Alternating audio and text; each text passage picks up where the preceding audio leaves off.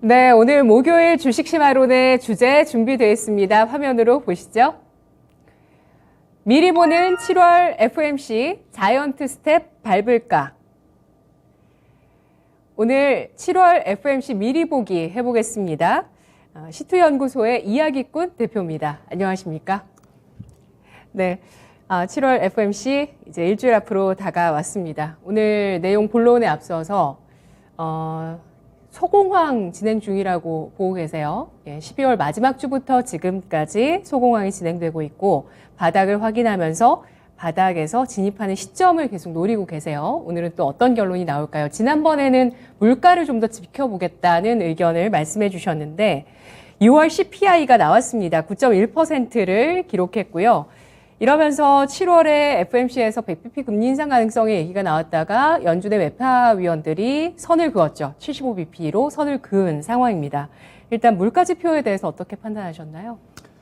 물가 지표는 두 번째 질문이었는데 7번 질문 바로 하시면 먼저 좀 네. 1%에 대한 얘기가 좀 나왔었잖아요. 예. 1%가 좀 나왔는데 아직도 확률은 높아요. 7월 19일 기준으로 자이언트 스텝보다는 1% 인상할 것이다가 확률이 한 30% 정도 됐었기 때문에 아직은 지금 그게 있고 지금 이제 경기 둔화 근데 같이 오고 있는 거고 말씀드리겠지만 인플레이션이 완화가 되고 있거든요. 인플레이션이 완화되고 있는데 경기 둔화는 점점 심해지고 있어요. 그러니까 제가 올 1월 초부터 이제 토마토 TV에 출연을 했고 그때부터 제가 일관되게 말씀드릴 게 계속 경기 둔화는 심해질 것이다 라고 말씀을 드렸죠. 제가 1월에 출연했을 때만 해도 그렇게 문제가 되지 않았던 상황이었고 네. 공황도 그다지 경계를 하지 않았던 상황이었어요. 근데 이건 소공황이기 때문에 생각보다 많이 하락할 거다 많이 말씀드렸고 경기 둔화는 점점 심해질 거다라고 말씀을 드렸죠. 실제로 지금 그렇게 돼가고 있어요. 그다음에 뭐라고 또 말씀을 드렸냐면 하반기에 경기 둔화는 더욱 심해질 것이지만 소공황은 오히려 마무리되고 상승할 것이다. 그래서 월가는 이 상승은 페이크다. 잘못된 상승이다. 왜냐하면 경기가 이렇게 둔화되고 있는데 상승할 수가 없다라는 것이 이제 화두가 될 거라고 말씀을 드렸고 그다음에 하반기에 달러 약세가 될 가능성이 있다고 말씀을 드렸죠. 근데 이제 첫 번째가 슬슬 일어나려고 하고 있어요. 왜냐하면 지금 S&P 500 지수 기준으로 21선을 돌파를 했기 때문에 상당히 지금 분위기가 좋은 상태입니다. 네. 그래서 지금 인플레이션이 완화되고 있고 경기 둔화는 점점 심해지고 있는 상황에서 연준이 1% 금리를 올린다면 굉장히 나중에 문제가 될 수가 있어요. 왜냐하면 1960년대, 70년대까지만 해도는 잘 모르겠지만 80년대 이후로는 연준이 1% 금리를 올린 역사가 없습니다. 가장 많이 올린 게 이제 1994년 자이언트 스텝을 한번 한 적이 있죠. 앨런 그린스펀이 그때 자이언트 스텝을 했고 이번에 지금 6월에 자이언트 스텝을 두 번째로 한 거죠. 근데 1994년 앨런 그린스펀이 자이언트 스텝을 한 이후에 10년 넘게 욕을 얻어먹었어요. 주사를 살살살 놔야지 환자가 치료가 되는데 그걸 한 번에 찔러버리면 환자가 죽지 않느냐. 실제 채권 대학살이라는 일이 일어났고 굉장히 두고두고 욕을 얻어먹었던 상황인데 지금도 지금 비슷한 상황이 일어날 수가 있어요. 만약 1%를 올리게 되면 연준 입장에서는 지금 인플레이션이 이미 완화가 되고 있는 상황에서 경기 둔화는 더욱 심해지고 있는 상황에서 금리를 다시 내려야 할 수도 있는 상황이 생기거든요. 이런 것과 비슷한 거를 이제 밀턴 프리드만이 말씀을 하신 게 있어요. 그 샤워실의 바보라는 말씀을 하신 적이 있어요. 바보가 샤워를 하려고 들어갔는데 온수를 탁 틀었더니 너무 뜨거운 거예요. 네. 그래서 너무 뜨겁네. 줄이자 했더니 이번엔 찬물이 나오는 거예요. 너무 차갑네. 다시 올리자 했더니 또 뜨거운 물이 나오는 거예요. 이거 무한반복하는 게 샤워실의 바보예요. 이게 연준하고 같다라고 밀턴 프리드만이 당시에 조롱을 했던 적이 있어요. 왜냐하면 이렇게 빨리 금리를 올렸다가 나중에 어떻게 수술을 할 거냐라는 거죠. 왜냐하면 경기 둔화는 이미 시작이 됐기 때문에 지금 그 실업수당 청구 건수는 이미 4월부터 증가하기 시작했어요. 그 다음에 해고 건수도 증가하기 시작했고, 그 다음에 장단기 금리 차도 지금 불안해요. 여러모로 지금 경기 둔화가 심화되고 있는 것들이 피부로 와닿고 있어요. 지금 뭐 빅테크는 지금 해고를 지금 하고 있는 상황이죠. 예. 뭐 테슬라도 해고하고, 네네. 마이크로소프트도 그렇고, 뭐 리비안. 최근에는 넷플릭스, 뭐 예. 메타 다 그러고 있는데 지금 금리를 1%를 올린다. 그러다가 7월, 8월부터 계속 인플레이션이 완화되면 그야말로 샤워실의 바보가 되는 거죠. 그렇기 때문에 지금은 1%를 올리기 굉장히 어려울 것이고, 심지어는 자이언트 스텝도 부담을 느낄 가능성이 있어요. 그런 측면에서는 이야기꾼은 이제 1월 1% 금리는 좀 어렵지 않겠냐라고 보고 있고요. 그다음에 이제 두 번째 질문을 이제 미리 하셨는데, 그 인플레이션이 완화되는 것을 어떻게 볼 수 있느냐? 먼저 지금 그 6월 CPI를 보면 9.1%까지 급등을 했기 때문에 그냥 계속 인플레이션이 계속되는 거 아니냐, 이렇게 생각을 하실 수가 있어요. 근데 문제는 그 6월 CPI는 6월 1일부터 6월 30일까지를 집계하는 게 아니고 5월 중순부터 6월 중순까지 집계를 해요. 네. 근데 문제는 유가가 6월 초부터 하락을 했거든요. 네. 그 6월 중순부터 본격적으로 하락을 했는데 그게 6월 CPI에 별로 반영이 안 됐어요. 그 오히려 유가가 상승한 걸로 반영이 돼 있어요. 왜냐하면 그 120불까지 이상까지 치솟았다 지금 100불이 깨져 있는 상태인데 그게 6월 CPI에 하나도 반영이 안 됐다는 거예요. 그러면 그 7월 CPI는 6월 중순부터 7월 중순까지를 집계를 하는 거고, 지금 7월 중순이 이미 지났죠.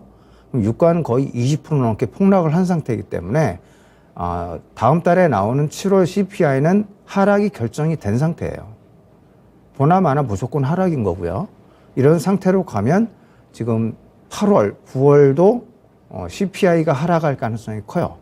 그 다음에 그 유가와 식료품을 제외한 코어 PC를 보면 지금 4월, 5월, 6월 3개월 연속으로 하락을 이미 한 상태예요. 이미 그런 물가는 4월부터 하락을 한 거고, 네. 그 명목 물가 CPI는 7월부터 하락을 할 걸로 예상이 되는 거죠. 이게 여러 가지 지금 지표에서 볼 수가 있는데, 뭐 지금 골드, 실버, 구리 등 그 금속들은 이미 진작 하락을 시작했어요. 농산물도 진작을 하락했고, 지금 전부 우크라이나 전쟁 터지기 이전 수준까지 다 하락을 한 상태고요. 유가도 지금 6월부터 하락을 하기 시작했어요. 6월 초부터 하락을 시작해서 6월 중순부터 본격 하락을 했고, 지금 유가도 마찬가지로 우크라이나 전쟁 이전 수준으로 하락을 한 상태예요. 그 다음에 채권 시장이 보는 것들이 또 있죠. 뭐 예를 들어 채권 시장은 이제 그 10-year break-even inflation rate라는 게 있어요. 요건 이제 채권 시장이 보는 기대 인플레이션인데, 네. 이건 이미 5월부터 하락을 하기 시작했어요. 이 말은 뭐냐면 채권 시장은 지금 현재 인플레이션이 있기는 있지만 구조적이라고 생각하지 않는다라고 보는 거예요. 게다가 이번에 지금 6월 CPI가 9.1%가 나왔음에도 불구하고 10년물 국채 금리는 하락을 했어요. 게다가 S&P 500도 하락하지 않았어요.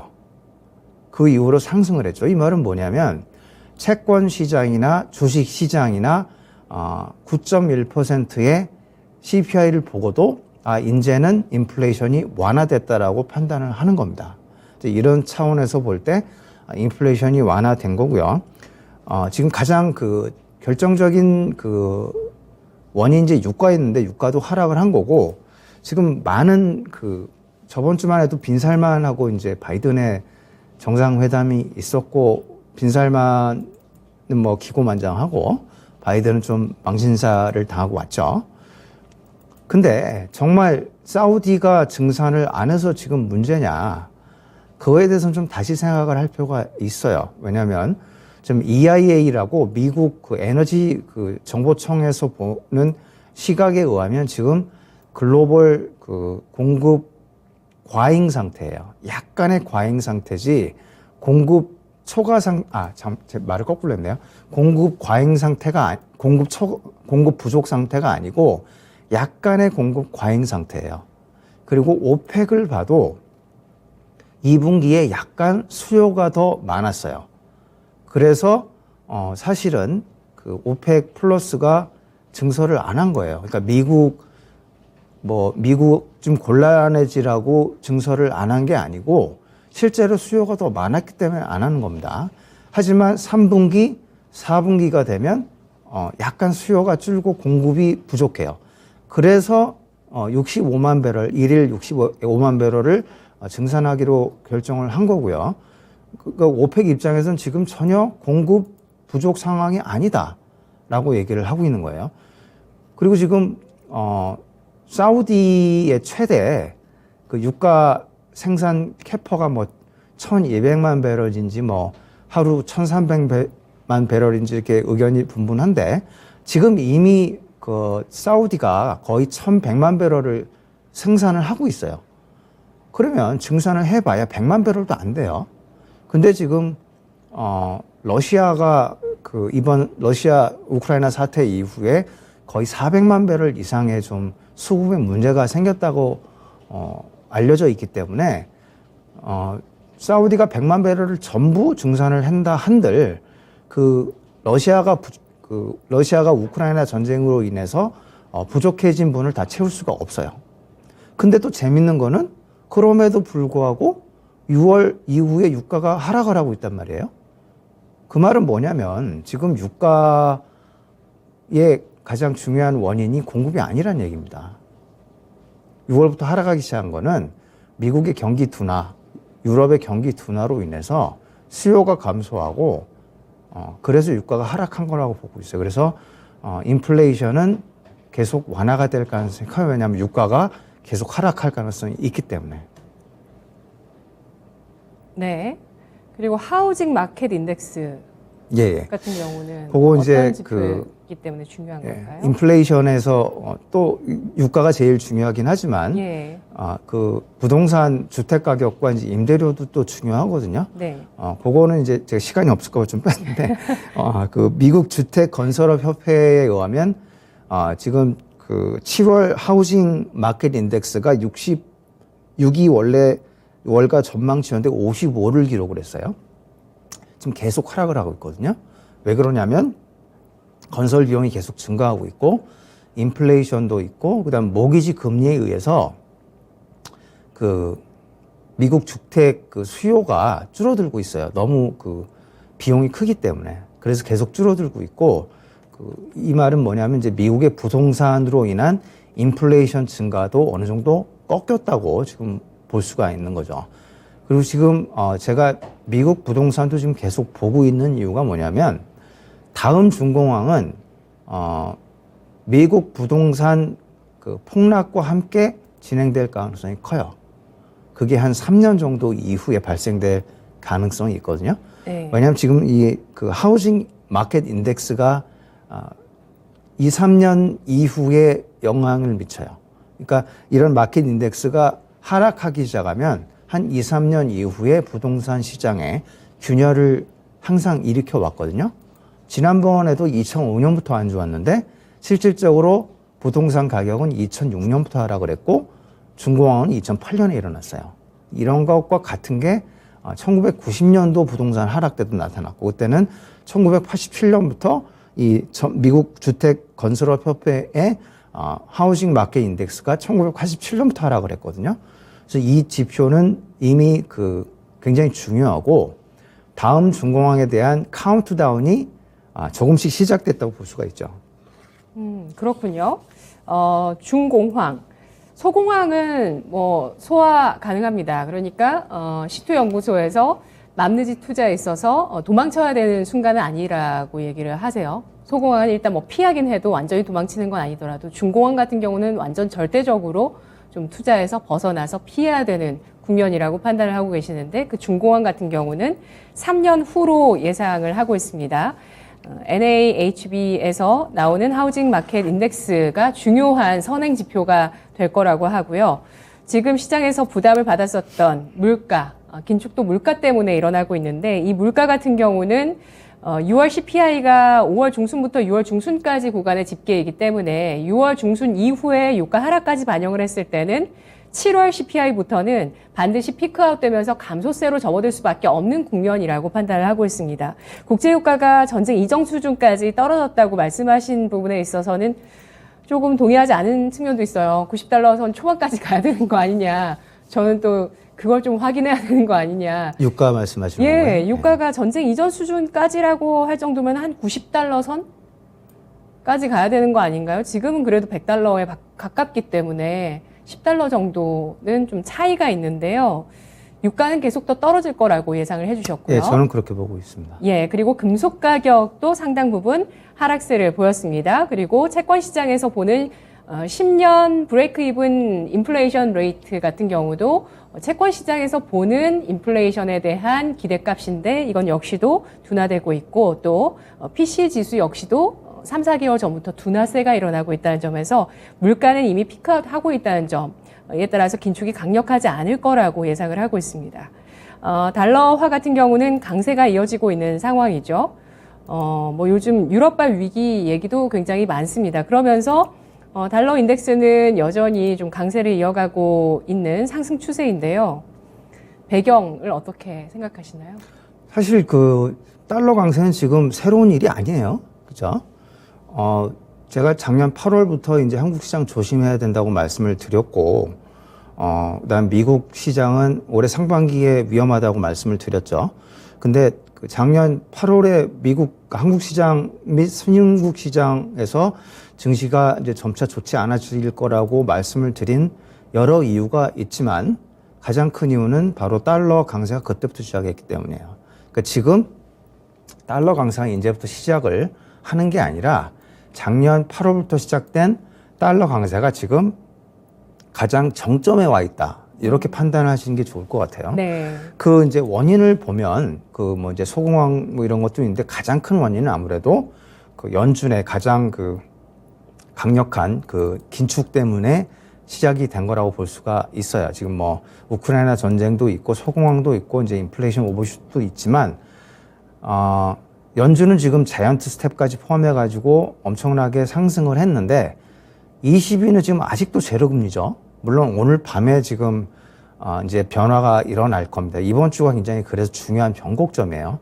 하지만 지금 방송을 하는 이 순간까지도 20위는 제로금리를 유지하고 있고 심지어는 우크라이나 전쟁과 저런 그 인플레이션을 상쇄할 만큼의 경기 둔화가 있기 때문에 과연 22가 기준금리를 계속 올릴 수가 있겠느냐라는 우려가 훨씬 강했어요. 그래서 제가 볼 때 지금 3개월 전부터 더욱 강해지고 있는 달러의 초강세는 바로 그 연준의 강력한 긴축과 더불어 22가 긴축을 섣불리 하지 못할 것이라는 시장의 기대 때문에 그렇게 될 거라고 보고 있습니다. 뭐 추가로 하나 더 말씀드리면 일본 중앙은행은 뭐 지금도 제로 금리를 하고 있고 지금도 YCC를 해서 무제한 양적 완화를 지금도 하고 있습니다. 한마디로 참 대책이 없는 국가라고 볼 수가 있는데요. 그거 말고는 여러 가지가 있어요. 예를 들어 뭐 인플레이션이 지금 극심했기 때문에 인플레이션에 가장 큰 영향을 미치는 게 이제 그 농산물 수입, 유가 수입, 에너지 수입이잖아요. 그래서 이 수입 물가를 낮추기 위해서는 달러 강세가 굉장히 도움이 됩니다. 네. 그래서 미국 입장에서는 어쩔 수 없이 달러 강세를 용인했던 부분이 있어요. 지금 현재 미국의 그 무역 수지가 역대급 적자예요, 사실은. 근데 미국만 그런 건 아니고 뭐 독일도 그렇고 그렇긴 하지만 어찌 됐든 미국의 무역 수지가 역대급 적자인데 계속 달러 강세를 유지하는 이유는 수입 물가 때문에 그런 거예요. 그래서 지금 그런 게 달러 강세의 원인이라고 또 볼 수가 있는 거고 또 하나는 지금 미국 그 재무부가 재정 흑자를 계속 유지할 수밖에 없는 상황이에요. 왜냐하면 그 예를 들어 뭐 미국 그 상원 의원 조맨친 의원이 되게 유명하죠. 그래서 인프라 투자를 지금 목숨 걸고 계속 막고 있는데 뭐 이런 것들도 있고 작년 중반 이후에 미국 그 연방 부채 한도 문제가 있었고 그것 때문에 미리 재정 흑자를 만들어 놓은 상태에서 조맨친 상원 의원 같은 분들이 이제 계속 미국의 인프라 투자를 반대를 하면서 계속 미국 재무부가 재정 흑자인 상태예요. 이 역시 미국의 달러 유동성을 흡수를 하면서 달러 강세를 더욱 부추기는 원인이 됐고, 제가 그 2달 전에 말씀드리기로 이제 영래포 자금이 오히려 그 연준이 시중의 유동성을 빨아들이고 있다라고 말씀을 드렸고, 그때 2조 달러라고 말씀을 드렸는데, 제가 2달 만에 다시 한번 봤더니 네. 2.3조로 또 늘었어요. 이 말은 3천억 불을 더 회수를 했다는 얘기예요. 그러니까 계속 지금 달러 강세에 더 기름을 붓고 있는 상황이라고 볼 수가 있습니다. 네, 좀 그 다른 걸 보면 지금 폭염 상태가 좀 심하죠. 폭염도 사실은 달러 강세에 영향을 미쳤어요. 왜냐하면 요즘 와서 기사가 많이 나오는데 폭염이 사실은 6월 초부터 시작한 겁니다. 미국과 중국은 6월 초부터 폭염이 시작됐고, 유럽은 6월 중순부터 굉장히 심화되기 시작했어요. 근데 이게 그 폭염이 뭐냐면 이제 활주로를 녹이고, 그 다음에 뭐 물을 막 증발시키기 때문에 강의 수위를 낮춰버리죠. 그 다음에 철로가 휘어요.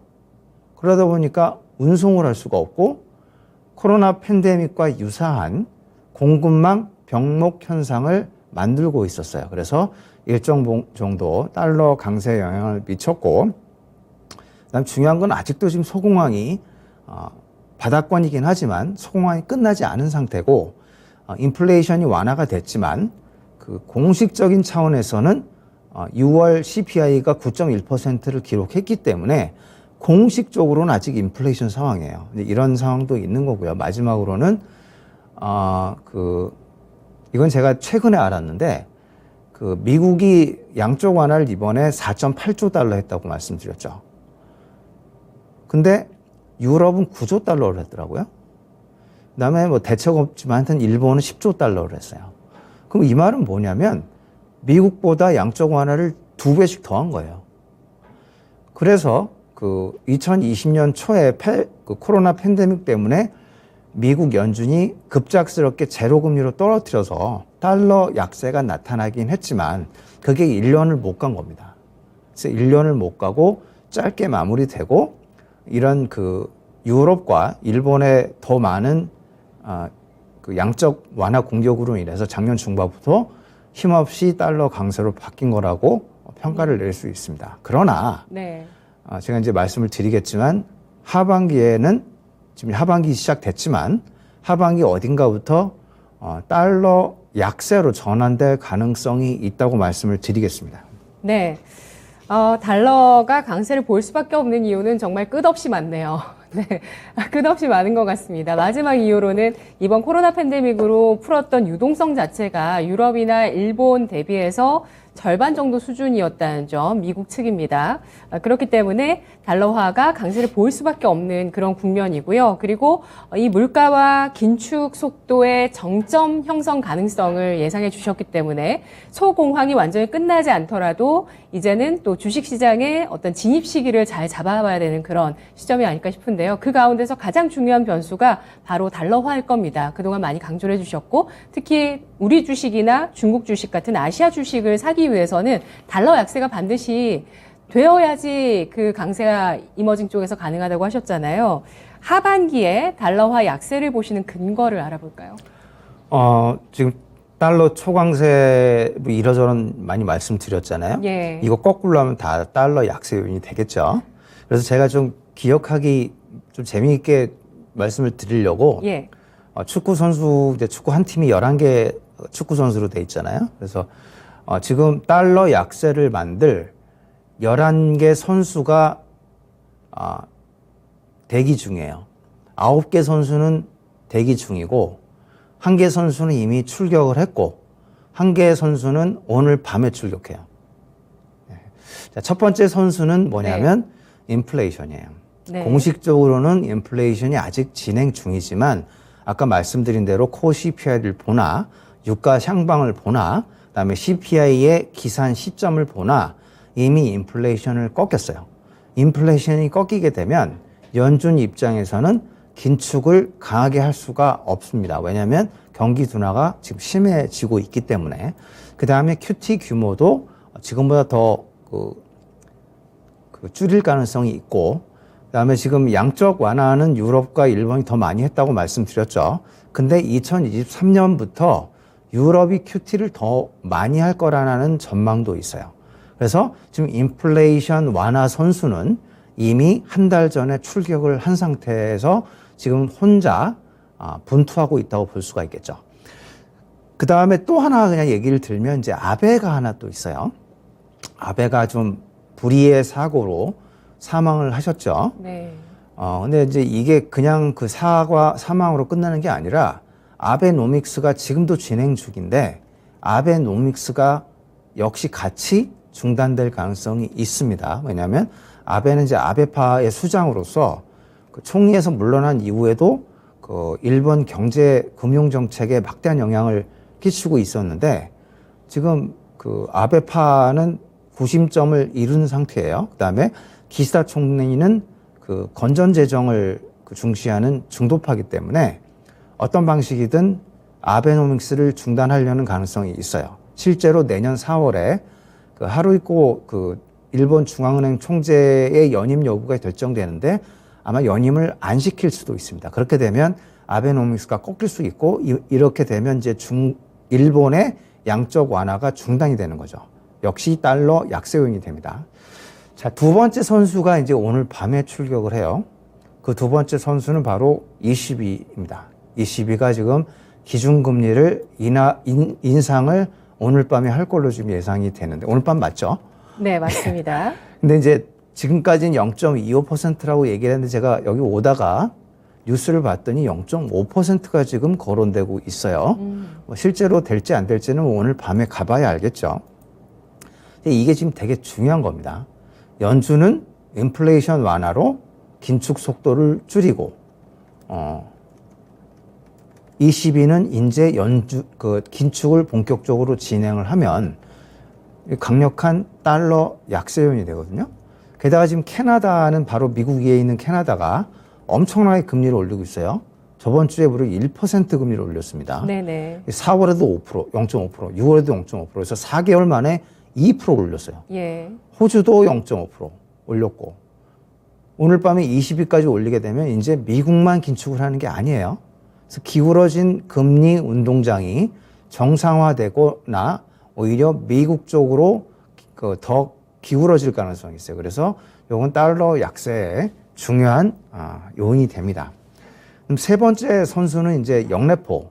지금 경기 둔화가 점점 심해지면 연준은 이제 시장의 유동성을 좀 풀 가능성이 있어요. 이것은 이제 연준이 기준금리를 인상을 너무 과도하게 하지 않거나 기준금리 인상을 잠시 중단할 경우에 영래포 자금이 시장으로 도로 풀릴 가능성이 있어요. 만약에 그렇게 되면 2.3조 달러가 시장에 풀리기 때문에 엄청난 달러 약세 요인이 됩니다. 그 다음에 그 4번 선수가 누구냐면 이제 재무부죠. 지금 그동안은 조맨친 상원 의원들이 이제 인프라 투자 반대하고 있었다고 말씀을 드렸는데 지금 폭염 때문에 바이든 대통령이 비상사태를 선포할 수도 있다라고 지금 겁을 주고 있어요. 이 말은 이제 그만 좀 하고 인프라 투자합시다. 경기 둔화 안 보입니까? 이렇게 지금 얘기를 하는 거거든요.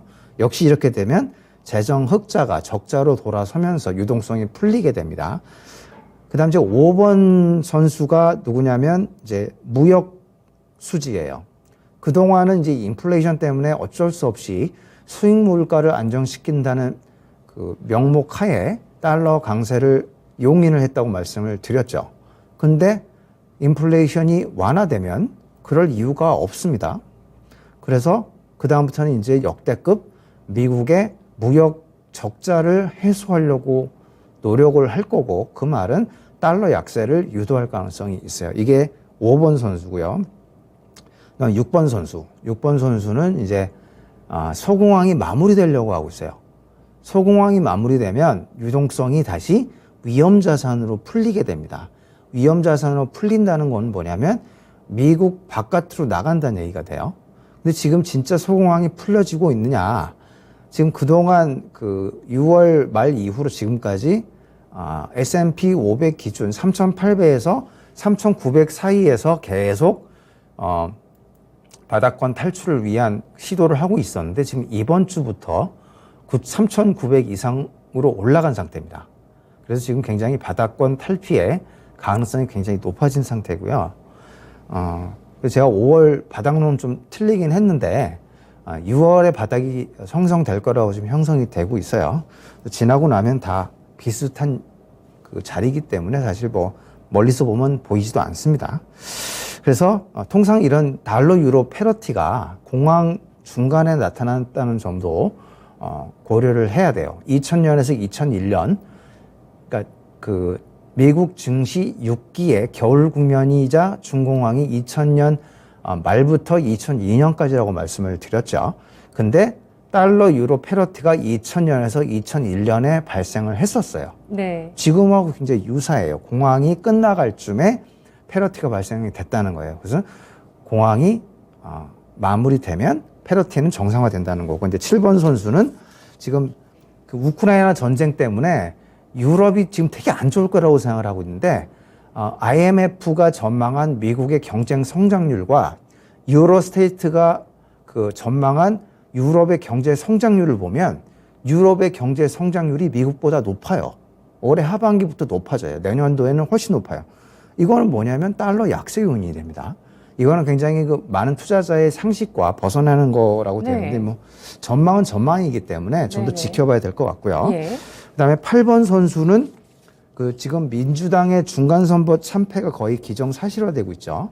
그럼 미국의 달러 강세 요인이 되고 9번은 지금 우크라이나 전쟁이 겨울까지 안 갈 가능성이 있어야 지금 우크라이나가 오히려 원하고 있는 상황입니다. 그래서 우크라이나 전쟁이 휴전이 되는 순간 바로 달러 약세로 접어들게 돼 있어요. 10번 선수는 지금 중국이 보유한 미국의 국제 보유량이 12년 만에 처음으로 1조 달러를 떨어졌어요. 이건 우리가 언제를 봐야 되냐면 2011년부터 2016년을 봐야 돼요. 그때는 미국 국채를 중국이 열심히 사던 때입니다. 그 중국이 제조업에서 벌어들이는 잉여 현금을 모조리 미국 국채를 사는데 썼었어요. 그때 무슨 일이 일어났냐? 강력한 달러 강세가 나타났다는 얘기예요. 그래서 중국이 미국 국채를 팔기 시작하면 반대로 달러 약세가 나타나는 거죠. 마지막으로 11번 선수는 뭐냐면 지금 인플레이션이 엄청나게 진행되고 있잖아요. 근데 1970년대 인플레이션이 한참 진행될 때 달러의 초약세가 벌어졌었어요.